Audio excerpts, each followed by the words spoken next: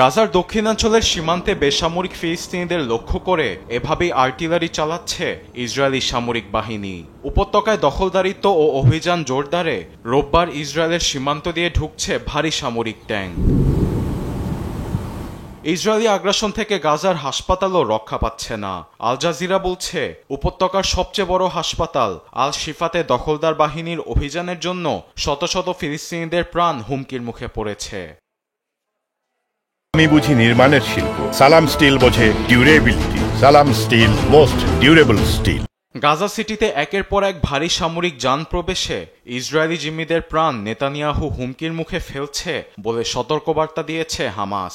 গোষ্ঠীটির সশস্ত্র শাখা কাশেম ব্রিগেডস বলেছে, সংগঠনের সদস্যরা গাজা শহরে 2 ইসরায়েলি জিম্মিকে গোপনে রেখেছিল। সেখানে ইসরায়েলি অভিযানের পর তাদের সঙ্গে যোগাযোগ বন্ধ হয়ে গেছে। এদিকে ইসরায়েলি প্রধানমন্ত্রী হোয়াইট হাউসে সফরের আগেই গাজা যুদ্ধবিরতির প্রসঙ্গ নিয়ে ইতিবাচক ইঙ্গিত দিয়েছেন মার্কিন প্রেসিডেন্ট ডোনাল্ড ট্রাম্প। ট্রুথ সোশ্যালে তিনি জানান, সব পক্ষই একটা সিদ্ধান্তে পৌঁছেছে, যা জলদি বাস্তবায়ন হবে। তবে এ বিষয়ে বিস্তারিত কিছু বলেননি মার্কিন প্রেসিডেন্ট। তবে নেতানিয়াহু জানান, এ বিষয়ে ওয়াশিংটনের সঙ্গে আলোচনা চলছে।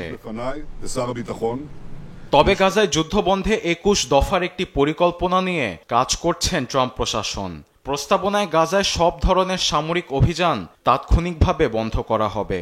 একই সঙ্গে যুদ্ধবিরতি কার্যকরের 48 ঘণ্টার মধ্যে জীবিত 20 ইসরায়েলি জিম্মিকে মুক্তির পাশাপাশি 24 জিম্মির মরদেহ হস্তান্তর করা হবে।